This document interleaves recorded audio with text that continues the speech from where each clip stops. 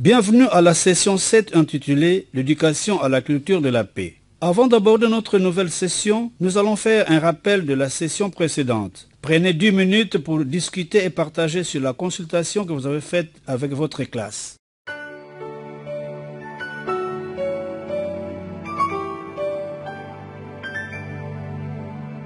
Après ce moment de partage, nous commençons notre session par la présentation des objectifs spécifiques. Cette session s'articule autour de 4 objectifs spécifiques. Le premier est de définir les concepts culture de la paix et éducation à la culture de la paix. Le deuxième objectif est de démontrer l'importance de l'éducation à la culture de la paix. Le troisième est d'identifier quelques attitudes et comportements favorables ou défavorables à la culture de la paix à l'école. Le quatrième est de citer les principes fondamentaux de la culture de la paix. La culture de la paix est l'ensemble de valeurs, des attitudes, des traditions et des comportements qui traduisent le respect de la vie. C'est aussi la promotion de ces valeurs, attitudes et comportements par l'éducation. L'éducation à la culture de la paix est une éducation à la gestion des conflits et à l'installation d'attitudes et de comportements favorables à la paix. Parlons à présent de l'importance de la culture de la paix. Dans nos sociétés où il y a de plus en plus de violence, il est important de former des citoyens ayant l'esprit de paix et de non-violence, notamment par l'organisation des activités scolaires et parascolaires comme le sport, les théâtres participatifs et les scénettes. Regardons cette première vidéo sur l'éducation à la culture de la paix.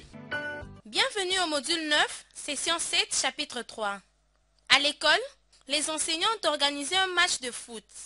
Les apprenants de la 5e année vont jouer contre les apprenants de la 4e année. Les apprenants se mettent en place sur le terrain de la cour de l'école. L'enseignant observe attentivement le jeu. Pendant le match, un apprenant de 5e bouscule un apprenant de 4e pour prendre le ballon aidé par son condisciple. Le pauvre, il tombe et se blesse au genou et personne ne l'aide. Puis, un apprenant de 4e ne passe pas le ballon aux autres. Il s'approprie le ballon malgré les appels des autres. Le match se termine en queue de poisson après une bagarre entre les équipes. Les deux enseignants saisissent cette opportunité pour enseigner la culture de la paix. Ils expliquent aux apprenants qu'aucun d'entre eux ne s'est amusé malgré que tous avaient hâte de ce match. En se bousculant, en étant égoïstes, ils ont rendu une activité plaisante en cessant de pleurs et mécontentement. Ils expliquent aux apprenants qu'il faut prendre soin des amis qui se blessent au lieu de les abandonner. Aussi, il faut passer le ballon à tout le monde pour faire participer les autres, car vous êtes une équipe. Le foot n'est pas un sport individuel. Enfin, ils expliquent qu'il faut se parler quand il y a un conflit au lieu de se bagarrer. À la fin, tous se donnent la main et aident l'apprenant blessé jusqu'à l'infirmerie de l'école. Nous venons d'observer un exemple de comment les enseignants ont saisi une opportunité pour enseigner un exemple de culture à la paix. Prenez 10 minutes pour discuter de ce qui a causé le conflit et qu'est-ce qui a contribué à la résolution de ce conflit. Merci.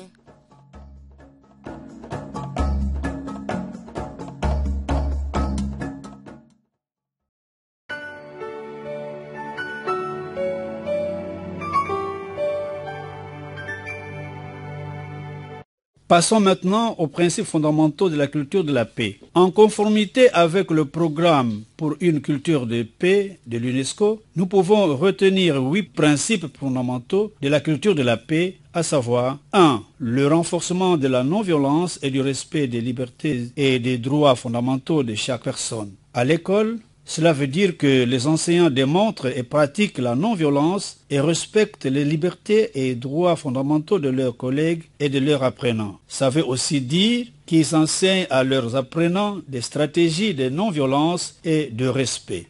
2. La proclamation et l'acceptation du droit de chacun à la différence et du droit de vivre en paix et en sécurité au sein de la communauté. À l'école, cela veut dire que les enseignants démontrent et pratiquent l'acceptation des différences chez leurs collègues et chez leurs apprenants. Ça veut aussi dire qu'ils enseignent à leurs apprenants des stratégies d'acceptation des différences.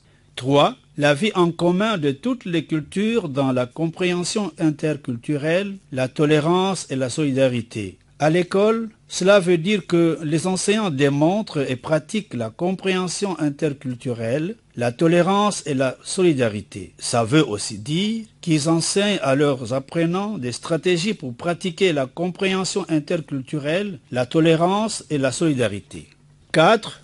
Prévention et la résolution des conflits de manière non violente. À l'école, cela veut dire que les enseignants démontrent et pratiquent la prévention et la résolution des conflits de manière non violente. Ça veut aussi dire qu'ils enseignent à leurs apprenants des stratégies de prévention et de résolution des conflits de manière non violente. 5.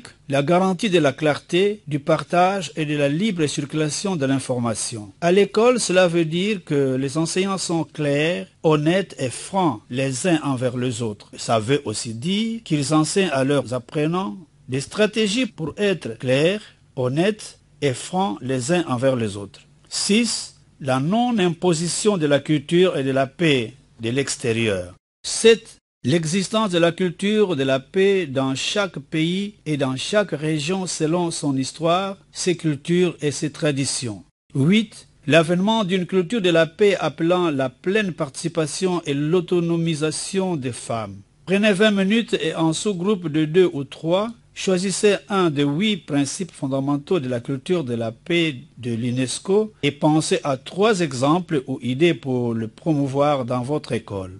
Puis, prenez 20 minutes pour partager avec les autres sous-groupes. Maintenant, parlons de quelques attitudes et comportements favorables à la culture de la paix. Les attitudes et comportements favorables à la culture de la paix sont la tolérance, le respect de la vie humaine, la solidarité, la justice, l'égalité, la liberté, la compréhension mutuelle et le respect des droits humains. Afin de vous assurer que vous avez bien assimilé la matière, voici quelques questions auxquelles nous vous demandons de répondre. Prenez-y 15 minutes. La première question, quelle est l'importance de l'éducation à la culture de la paix? La deuxième question, quelles sont les attitudes et comportements favorables à la paix qui sont à renforcer chez les apprenants? La troisième question porte sur l'étude des cas. Un chef d'établissement nomme avec autorité le membre du gouvernement des élèves en fonction de leur TB ou autres critères. Une vive tension monte à l'école. Quels sont les conseils pratiques que vous prodigueriez aux acteurs scolaires pour la paix à l'école? Dans la session que nous venons de terminer, nous avons appris l'éducation à la culture de la paix. Dans la prochaine session, nous apprendrons la prévention et la gestion des conflits. Pour une bonne application dans vos classes respectives, créez un jeu ou une activité qui demande aux apprenants de collaborer pour réussir que vous nous partagerez lors de la session prochaine. Nous vous remercions de votre aimable attention. Merci.